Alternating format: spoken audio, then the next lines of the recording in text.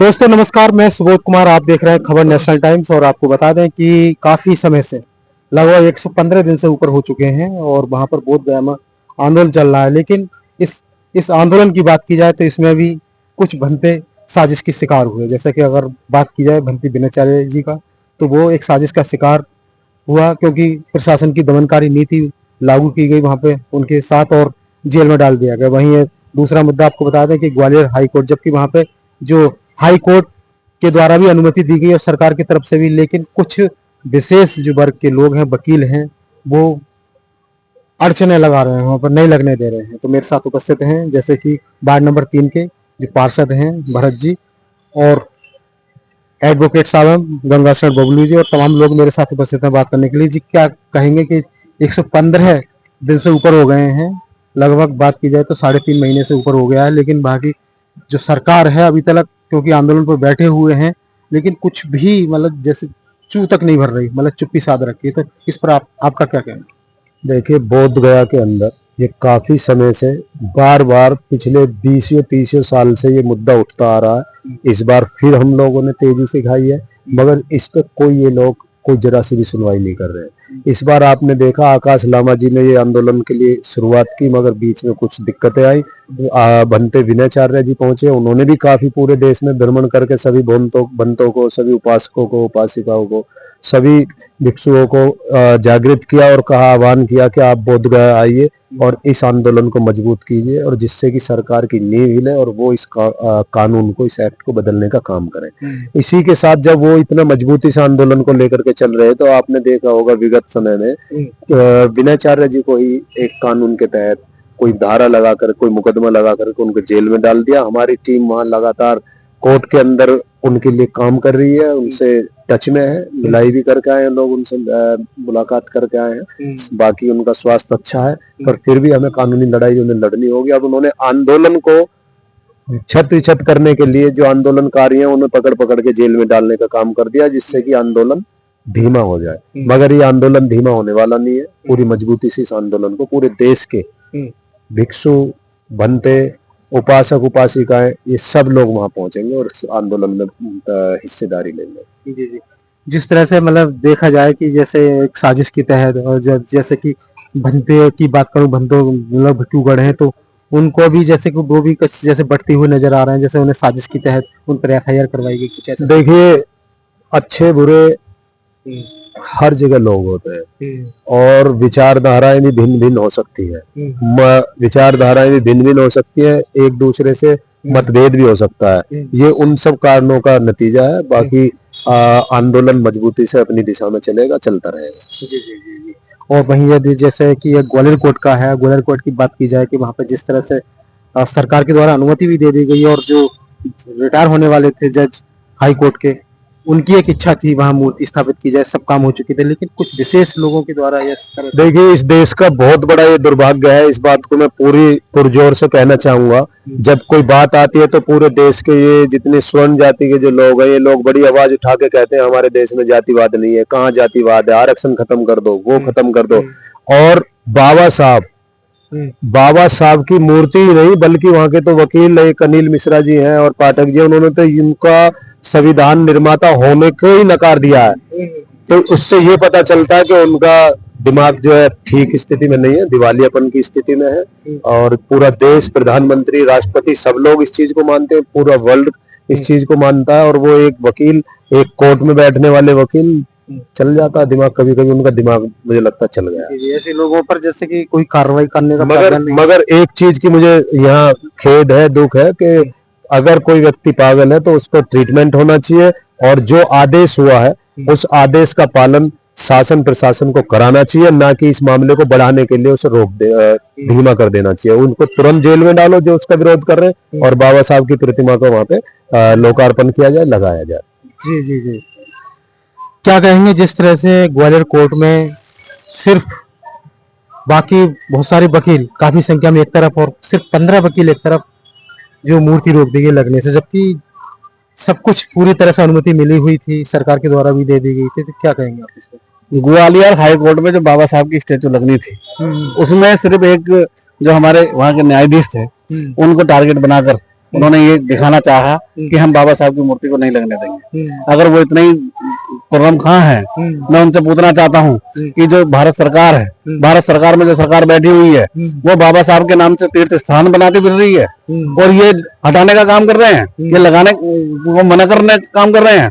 ऐसा नहीं होगा। जब भारतीय जनता पार्टी या नरेंद्र मोदी जी, जिन्होंने तीर्थ स्थान बनाए बाबा साहब के नाम पर, भारतीय संविधान निर्माता के नाम पर, उन्होंने जहां बाबा साहब का जन्म हुआ वहां बनाया, जहां बाबा साहब की 5 तीर्थ स्थान, जो विदेश में जो बाबा साहब की लंदन में जो वो थी लाइब्रेरी, उसको खरीदने का काम भी अगर भारत सरकार कर रही है, तो ये ऐसे वकील जो वकील के नाम पे धब्बा है, जो यहाँ एक थोड़ा लोगों में भ्रांतियां फैला रहे हैं, ऐसे लोगों को धराशायी करना चाहिए। वहां मूर्ति लगेगी, अगर उनमें हिम्मत है तो वहां सुप्रीम कोर्ट के हटवा के दिखाए ना। वो सुप्रीम कोर्ट में जब लगी हुई है, तो जब सुप्रीम कोर्ट तो हाई कोर्ट तो छोटी है, मतलब बड़ी है, सुप्रीम कोर्ट जो वहां लगी हुई है, तो अगर उन्हें हिम्मत है तो वहां अनिल शर्मा मिश्रा जी और जो पाठक जी हैं, जो ऐसे जो विरोध कर रहे हैं, पहले वहां की हटा के दिखा दें। अनिल मिश्रा जी तो ये कह रहे हैं, वो गौरव व्यास भी हैं, अनिल मिश्रा भी, वो तो ये कह रहे हैं कि संविधान मतलब निर्माता है ही नहीं, उन्होंने संविधान लिखा ही नहीं है। ये खुद वकील नहीं है,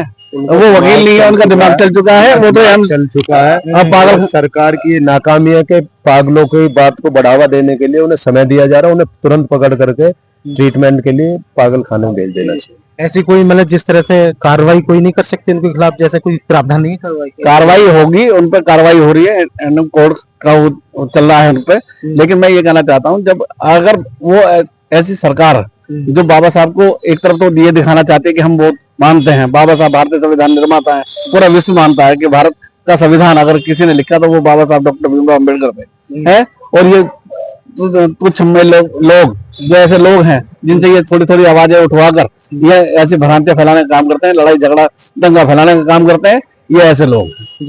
अच्छा, तमाम जैसे कि अगर बोधगया आंदोलन की बात करें तो बोधगया आंदोलन को लेकर जैसे दिल्ली के जंतर मंतर पर भी तमाम आंदोलन चल रहे हैं, लोग बाहर भी निकल रहे हैं, लेकिन फिर भी वहाँ की जो सरकार है, प्रशासन, मतलब इस तरह से कुछ उनके अंदर कुछ भी जैसे कि एक होता है कि कानून में जू रहना, मतलब एक तरह से जाग जाना, लेकिन अभी भी कोई जागने की उसमें नहीं है। आप क्या कहेंगे, क्या ये आगे तक चलेगा, मतलब क्या होगा इस आंदोलन का? ये आंदोलन जब से बोधगया का अस्तित्व इन्होंने अपने अंडर में लिया, वहां पे जो पाखंडवाद फैलाने का काम कर रहे हैं, वहां पे उसको देखते हुए विनय आचार्य जी ने जो ये पूरे भारत के अंदर जो प्रचार प्रसार कर वहां जो इस बार बैठे थे वहां धरने पर, तो मैं ये कहना चाहता हूं पूरे भारत के अंदर कि इस बार पूरे विदेशों से लगभग 25 लाख लोग यहाँ आने थे, जो बोधगया में इस धरना प्रदर्शन में शामिल होने थे, और ये विदेशों तक ये मैसेज ना जाए,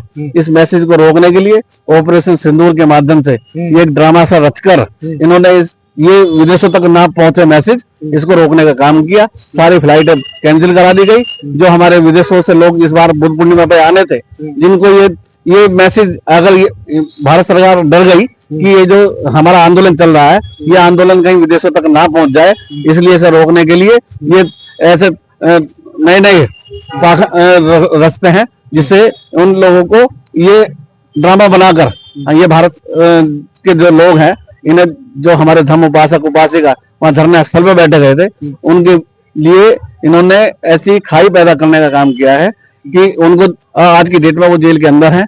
लेकिन मैं भारत सरकार को चेतावनी देना चाहता हूं कि भारत की जो धरती है, ये तथागत भगवान गौतम बुद्ध की धरती है, और यहाँ बोधगया को हम लोग इसे मुक्त करा के मानेंगे, और सारे जितने भी हमारे धर्म उपासक उपासिकाएं हैं, वो लगातार इस धरना स्थल पर बैठे रहेंगे। कैसे मुक्त कराएंगे, क्योंकि वो लोग तो काफी निकल रहे हैं, लेकिन कुछ तो हो ही नहीं रहा। ये देर सवेर होती है। सरकार जैसी चल रही है, आपको पता ही है कि सरकार ने जगह जगह दंगा फैलाने के, भाईचारा मिटाने का काम कर रही है, और हम भाईचारा मिटने नहीं देंगे। सब लोग इसे मुक्त करा के मानेंगे। जी जी, क्या कहेंगे मुकेश जी? सबसे पहले खबर टाइम्स को नमो बुद्धाय जय भीम। आपको नमो बुद्धाय जय भीम कि आप ऐसी विकट परिस्थितियों में अपनी पत्रकारिता को जारी रखे हुए हैं और सरकार के खिलाफ वक्ताओं की बात को जनता के सामने रखते हैं। उसके लिए फिर से आपको एक बार फिर से साधुवाद। देखिए, बात गया की चल रही है, बौद्ध धर्म से रिलेटेड है। मैं समता सैनिक दल से एक जिम्मेदाराना लिए हुए आदमी हूँ। प्रदेश सचिव की जिम्मेदारी है। आज भी आपने देखा होगा, मेरी सोच यही है कि अगर एक संगठन का आदमी कोई काम करने लगे तो आप पीछे खड़े हो जाएं, उसे काम करने दें, उसके साथ भीड़ बढ़ाएं। अगर दूसरा संगठन आ रहा है तो उस वाले आदमी को, संगठन के पदाधिकारी को पीछे हो जाना चाहिए। यानी जो जिस संगठन का आदमी आगे आ रहा है उसे आगे आने दें, बाकी के पीछे हो जाएं। गिनती हमारी उतनी रहेगी, उसमें कमी नहीं हो। अगर हमारे अंदर ये रहेगा कि मैं समता सैनिक दल का प्रदेश सचिव हूं, मैं क्यों उसमें जाऊंगा। हमारे पार्षद महोदय विजयनगर से हैं, भारत गौतम जी, जो बहुत बड़े क्रांतिकारी हैं।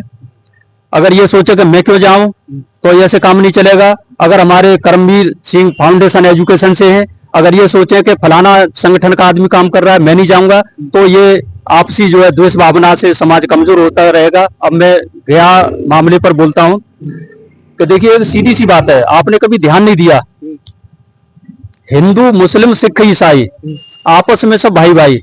पत्रकार महोदय, आपने कभी सवाल किया किसी वक्ता से जो है कि इसमें बौद्ध कहाँ है?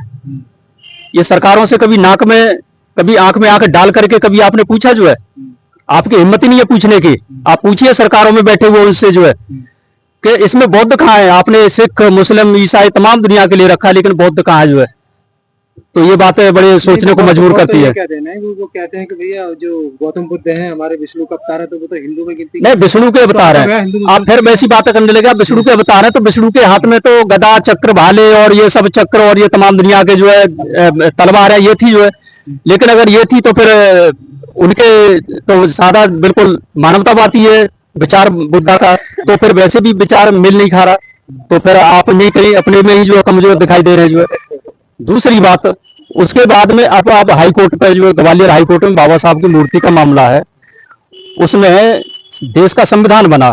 देश का संविधान बनते ही उसमें जो एक सिस्टम तैयार किया गया, न्यायपालिका, कार्यपालिका और विधायिका, तो मैं तो ये कहूंगा कि न्यायपालिका का एक आप अंग है, जितने भी हमारे अधिवक्तागण हैं और उसमें आप आते हैं, तो आप भारतीय संविधान के अंतर्गत ही आते हैं, तो आपको संविधान का बुरा बोलने का कोई अधिकार नहीं बनता। अगर आप ये सब बोलते हैं तो आपकी कहीं मानसिक स्थिति सही नहीं है, इसलिए आपको पागल खाने में जाने की भेजने की जरूरत है। ये संविधान के ढांचे पर अगर बात करते हैं, नहीं तो संविधान को आप खत्म कर दीजिए, संविधान के सिस्टम को खत्म कर दीजिए, जाइए पुराने उसमें। जो कौन रोक रहा है आपको जो है? मत लगाने दीजिए मूर्ति कोई जरूरत थोड़ी है जो है। मूर्ति सुप्रीम कोर्ट में लग गई, मान लिया पूरे देश में लग गई, तोड़ दीजिए सुप्रीम कोर्ट की मूर्ति को। कैसे तोड़े? अगर आप में ताकत है तो तोड़िए। तीसरी बात, जब पत्रकार महोदय आपका घर अगर मजबूत है तो अड़ोसी भी पड़ोसी भी सभी चौकन्ने रहेंगे, आपसे सभी भयभीत रहेंगे। एक बार जो उत्तर प्रदेश को मजबूत कर लीजिए, बीएसपी की सरकार ले आइए, सब कुछ मजबूत हो जाएगा। मध्य प्रदेश भी मजबूत होगा, राजस्थानी मजबूत होगा, हरियाणा भी मजबूत होगा, आपका उत्तराखंड भी मजबूत होगा, दिल्ली भी मजबूत होगा। ये सब अड़ोसी पड़ोसी इनके कान खुद ऑटोमेटिक हो जाएंगे। मुद्दे पे बात करिए, आप जो है मुद्दे पे सवाल करना शुरू करिए। तो मैं तो इतनी बात कहूंगा, बाकी तो आप सवाल एक चीज और बताइए भरत जी, जैसे कि जो अभी BR गवई नए चीफ जस्टिस आए हैं और एक बौद्धिस्ट समाज से हैं, वो खुद भी कहते हैं बौद्धिस्ट समाज से हैं, तो क्या उम्मीद लगाई जा सकती है? क्योंकि 29 जुलाई को ये याचिका मतलब सुनवाई होगी इस बोधगया आंदोलन पे विरासत पर, तो आपको लगता है क्या वो इस तरह से इस सुनवाई पर पूरा देश ही नहीं, पूरे वर्ल्ड के अंदर जितने भी तथागत बुद्ध के अनुयायी हैं सब इसका इंतजार कर रहे हैं, और हमें पूरी उम्मीद है न्याय हमें मिलेगा, और न्याय जो है सभी के हित में देखते हुए, और ये वापिस इसे कब्जा मुक्त करने की हम आस लगाए हुए हैं। जी। आप क्या कहेंगे, जैसे कि नए जो चीफ जस्टिस आए हैं, बौद्धिस्ट न्यायाधीश आए हैं, मिला है सुप्रीम कोर्ट? देखिए, अगर जिस तरीके से उन्होंने शुरुआती दौर में बोला है कि मुझे किसी तरह का लालच नहीं है, अगर ये बिल्कुल खरे उतरते हैं तो